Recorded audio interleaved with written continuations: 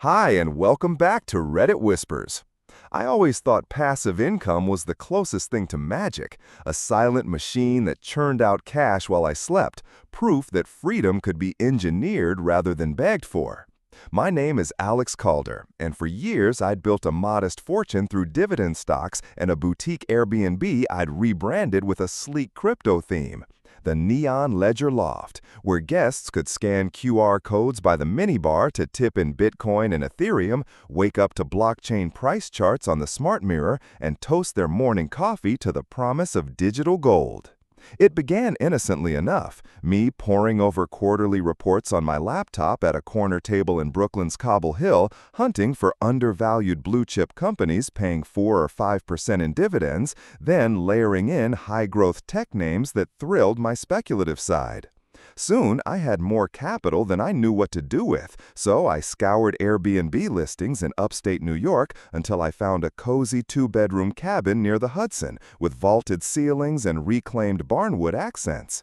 I scraped together my cash reserves for the down payment, refinanced my condo to pull equity, and spent my weekends gutting the place with rented power tools, painting one wall a neon blue that glowed under blacklight, installing LED strips under every shelf, and a vintage mining rig frame repurposed as a bookshelf for Ledger Nano wallets. I built a custom welcome kit with printed QR codes linking to a live crypto price API and partnered with a local brewer to create Satoshi Stout, a beer whose label featured Satoshi Nakamoto's silhouette on one side and a QR code to tip via Lightning Network on the other. Within 2 months, occupancy hit 92%, nightly rates soared 20% above market, and guests raved about the novelty on Instagram and Reddit threads alike. Passive income, I realized, wasn't just about dollars. It was about crafting an experience that wove my twin obsessions, stocks and crypto, into a coherent brand. That success led me to Serena. I met her at a fintech conference in Miami, where she spoke eloquently about tax planning strategies for digital nomads. Her presence was magnetic, dark hair in a loose braid, tailored blazer over a silk blouse printed with candlestick charts, and a confidence that suggested every number in her ledger was bulletproof. We talked long after her panel, sipping espresso on the rooftop while I sketched out potential expansions, Airbnb cabins in the Poconos, a tiny house village in Joshua Tree, even a digital retreat in Bali. She offered to optimize my tax structure, insisting she could slash my liability through a sophisticated offshore planning scheme compliant with every regulation. I hesitated. Past advice had burned me before, but Serena's credentials were impeccable: law degrees, CPA certification, and a Rolodex of private equity clients. I handed her my books, financial statements, and property management P&Ls, trusting her to weave legal loopholes that would leave more cash in my pocket. For 6 months, she worked in secret. My passive income grew as I watched. Dividend checks hit my account on the first of every month, Airbnb bookings poured in, and I even had surplus to reinvest in a small stock position in a semiconductor startup that promised triple-digit growth. I felt invincible. But then, tax season loomed. Serena announced that the offshore entity she created had an unexpected complication: local registration fees I needed to cover immediately or risk fines doubling my tax bill. She said the payment would be temporary, a mere formality, and assured me she'd reimburse the difference once the IRS acknowledged the exemption. I wired $25,000 to her corporate account labeled Global Compliance Services. Within days, the lights went out in her Miami office. Emails bounced, her phone rang straight to voicemail, and her website transformed into a blank landing page. My accountant called to alert me that the IRS had flagged my returns for underreporting foreign entity income and that the funds sent to Global Compliance had no paper trail, which now counted as potential embezzlement. Panic set in as I realized the offshore account drained my reserves. Overnight, dividend auto investments halted and Airbnb maintenance budgets evaporated. I flew to Miami, rented a car, drove to her office building only to find her suite vacant. I checked court records and found no firm by that name registered anywhere. Serena had disappeared with my money while my tax audit kicked off, threatening penalties that far outstripped what I'd earned all year. Betrayal hurt more than the cash loss. It shattered the quiet confidence I'd built in passive income's infallibility. In that moment, surrounded by empty cubicles and my own foolishness, I vowed to chase redemption through transparency and accountability. No more blind trust, no more secret schemes. I packed my bags, flew home, and began the slow rebuild, opening every bank statement, engaging forensic accountants, restructuring my tax filings publicly, and sharing the entire saga with fellow hosts on Reddit. It was time to transform the poison lie into a blueprint for others so no one else would fall victim to the mirage of too good to be true tax magic. I flew home with my mind racing, my account balances frozen in memory like evidence of my stupidity, and immediately set to work assembling a team of forensic accountants and a tax attorney recommended in hushed tones on a real estate host forum. While I waited for bank statements and wire transfer logs to arrive, I spent nights rewriting my Airbnb listing descriptions to acknowledge the audit, transparently explaining the delay in payouts, promising that every guest would receive 100% of any overage fees once the matter was resolved, and offering a 20% discount on future stays for anyone who'd booked during Serena's scheme. The response surprised me. Guests replied with empathy, sharing their own brush with fraud stories, some promising to rebook when the smoke cleared, others sending links to free credit monitoring services I could offer new hosts. That outpouring of support became the spark I needed to rebuild not just my finances, but my brand's reputation. I launched a blog on my personal site called The Transparent Host, detailing line by line how passive income streams could be sabotaged by hidden tax shenanigans, urging fellow investors to insist on paper trails for every offshore account, and providing downloadable templates for service agreements that required quarterly disclosures. Traffic spiked as subreddits and Twitter threads picked up my posts, readers bookmarking the templates and sharing anecdotes of friends lured by white-glove tax planners promising returns that smelled too good to be true. With each new subscriber, I felt purpose rekindling. It wasn't just about recouping $25,000, it was about preventing the lie from poisoning others' dreams. Meanwhile, my cabin near the Hudson sat empty more nights than I liked, so I revamped its aesthetic to reflect the new ethos. Gone were the LED mining frames, replaced by a minimalist desk stocked with paper ledgers and a sign reading, "Record every transaction, no exceptions." I updated my pricing to include a transparency fee that covered guest access to my tax audit dashboard and monthly Q&A sessions on Zoom where I walked people through reading financial statements. Surprisingly, occupancy climbed back to 80% as hosts and curious travelers booked stays just to witness my experiment in radical openness. On one of those Zoom calls, a fellow host named Marco described how his own passive income portfolio in dividend stocks collapsed when an advisor slipped him unapproved margin trades. He'd lost $15,000 and his faith in DIY finance. I encouraged him to apply the same forensic approach I'd used, reconstruct every trade, pull every statement, demand receipts for every fee, and share the findings publicly with fellow investors.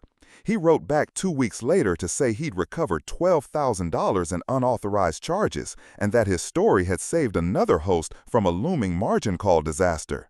That ripple effect felt like redemption, proof that a single exposed lie could become a catalyst for collective vigilance. As the transparent host gained traction, I diversified my passive income holdings with renewed caution, sticking to broad market index funds for stocks, adding municipal bonds for steady tax-free yields, and reinvesting Airbnb profits into a small portfolio of short-term rental trusts with clearly defined audit rights. I even experimented with a peer-to-peer lending platform, underwriting loans only after reviewing every borrower's credit report and tax return, posting sanitized versions on my site for anyone to inspect.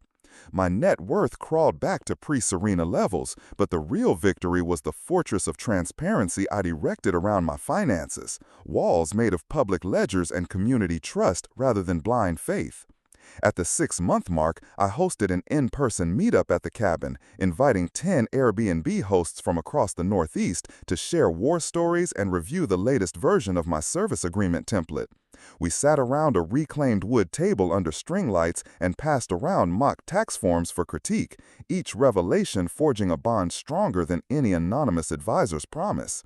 In that moment, I realized the lie that nearly killed my passive income dream had instead birthed a movement, one where hosts and investors refused to accept hidden schemes, where oversharing finances became a badge of honor, and where collective scrutiny turned potential poison into lifelong protection. My cabin's guest book now brimmed with stories of reclaimed credit scores, recovered assets, and newfound courage to build wealth openly. And for the first time since Serena's betrayal, I slept easy knowing my passive income machine was fueled not by magic or secrecy, but by the clear light of accountability. After months of hosting retreats at the cabin where every tax form was laid bare and every bank statement uploaded to a shared folder, I began to feel a shift inside me. A quiet confidence born not from secret schemes or inflated promises, but from the slow accumulation of trust and the relentless practice of accountability. My next move was to scale the transparent host from a blog and cabin experiment into a full-fledged consultancy and platform for anyone seeking true passive income without the hidden traps I'd fallen into. I spent my mornings drafting a curriculum covering topics like dividend reinvestment plans, the mechanics of municipal bonds, the perils of leveraged margin accounts, and a deep dive on identifying red flags in offshore tax structures. I hired a developer to build a portal where subscribers could upload their statements, run them through automated anomaly detectors, and receive instant alerts about unfamiliar wire transfers or offshore entities.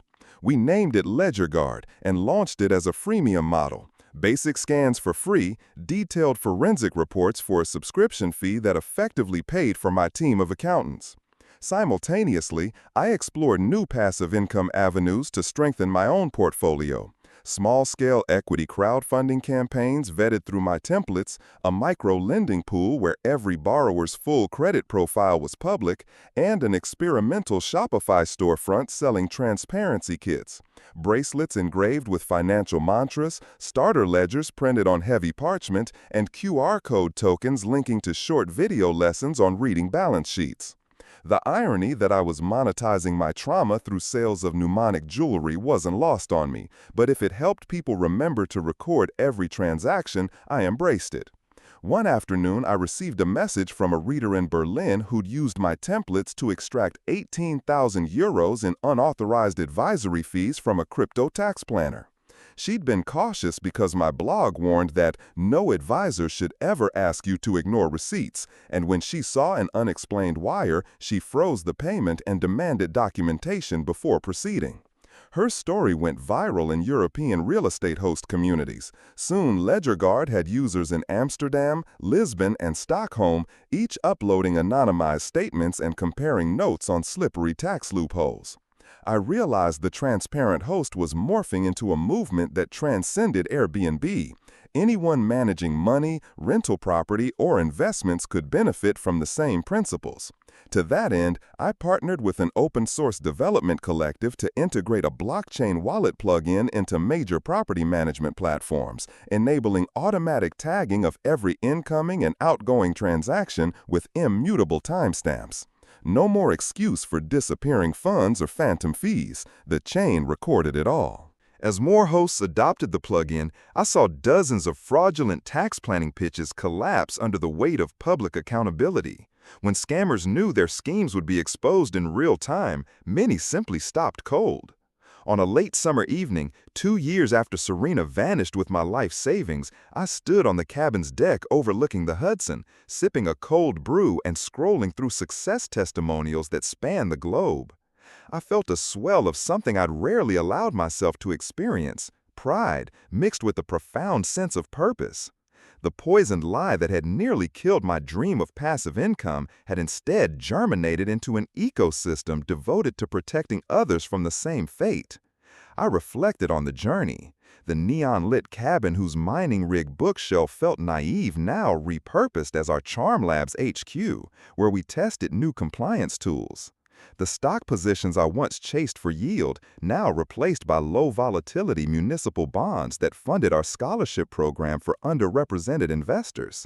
And the Airbnb retreats for hosts, now evolving into virtual masterclasses streamed globally. With every feature added to LedgerGuard, like AI-driven anomaly detection and integrated tax filing assistance, I confirmed that redemption wasn't a final destination, but a continuous process of raising the bar for honesty. Yet I remained wary of complacency. In early fall, I received a proposal from a drone photography startup offering to underwrite a fleet of automated property inspections for hosts, promising to capture damage reports and maintenance issues before they snowballed into expensive repairs. The cost would be steep, $30,000 for hardware and licensing fees, but the promise of reducing unreported vendor markups and phantom maintenance charges intrigued me. I pored over their pitch deck, scrutinized their ownership structure, and demanded on-the-record demonstrations of their software's data integrity protocols. Only after verifying every line of code did I greenlight a pilot program with 5 of my top host clients. Within weeks, the drones recorded 3 instances of overbilled repairs and flagged 2 phantom replacement parts orders the host's property manager had filed. I published the findings in a detailed case study titled "When Transparency Takes Flight," solidifying that even the latest tech needed the same rigorous oversight as any offshore tax plan. As autumn deepened into early winter, I realized the transparent host had grown beyond my original vision. It was no longer just a personal brand or cabin experiment. It had become a living, breathing network of individuals committed to exposing lies, sharing tools, and safeguarding passive income dreams from the toxic traps of secrecy. My morning routine now included a review of global LedgerGuard alerts, a check-in call with my European community coordinator, and a final glance at the cabin's guest book, where visitors still penned notes of gratitude and newfound vigilance. I understood that my path of redemption demanded continuous vigilance, that every new venture, be it a Shopify storefront, an AI drone fleet, or a tokenized investment platform, would require the same bedrock of transparency I'd fought so hard to build. The betrayal by Serena was the crucible that forged this mission, and it would forever remind me that true passive income isn't magic or luck. It's the product of extreme accountability, community empowerment, and the relentless refusal to let a single lie go unchecked. I watched the sunrise trace gold ribbons across the Hudson as I locked the cabin door behind me, the same door that once bore the weight of my naivete and now swung open to a future I'd fought tooth and nail to reclaim. In the months since LedgerGuard's launch, I'd seen anonymous spreadsheets morph into living ledgers, phantom fees evaporate under public scrutiny, and hosts from Berlin to Bali breathing easier knowing every wire transfer and tax form was indexed and immutable. I'd expanded my consultancy into a full advisory firm, hiring accountants in Lisbon, developers in Bangalore, and compliance officers in Delaware, each wired into a single Slack channel where transparency wasn't an ideal, it was a service-level agreement. Passive income had transformed from a dream into a guardianship. My job no longer to chase yield and secrecy, but to architect ecosystems of trust so robust that no offshore phantom could ever siphon a penny without being caught in real time. I'd even authored a white paper, The Anatomy of the Poisoned Lie, which dissected Serena's embezzlement scheme line by line, offering a forensic blueprint for forensic audits that became required reading in financial services classrooms and Airbnb host boot camps alike. My stock portfolio shifted too, favoring only funds with open-source governance and blockchain dividend distributions, every quarter's release verifiable on-chain. When the cabin's guest book swelled with testimonials, guests who'd reclaimed lost assets, hosts who'd avoided ruin by cross-referencing my templates, investors who demanded public ledgers as a condition of capital, I realized the poisoned lie had sprouted a forest of safeguards, each leaf a promise that truth was the ultimate passive income. And yet I remained humble, because I knew complacency is the silent killer of integrity. So I set my sights on the next frontier, tokenized debt pools for small business recovery, where I'd apply the same ledger hardening principles to help local restaurants and corner store owners access microloans with fully transparent repayment schedules.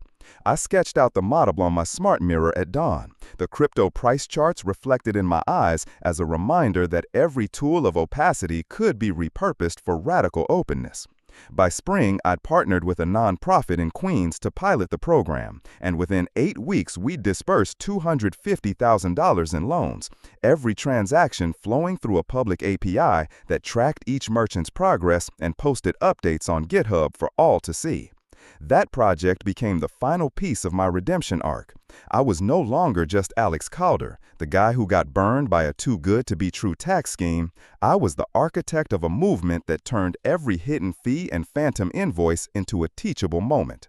The cabin's neon glow had faded, replaced by a warm porch light that welcomed hosts not for a gimmick, but for a community built on accountability. Standing there one last time before I handed the keys to a local museum as a transparency training center, I felt the full circle close. Betrayal had been my crucible, but transparency had become my legacy. Thanks for being here on Reddit Whispers. I've shared my story, but now I want to hear yours. What's the most surprising decision that turned everything around for you? Your comment could be the lifeline someone else is looking for today.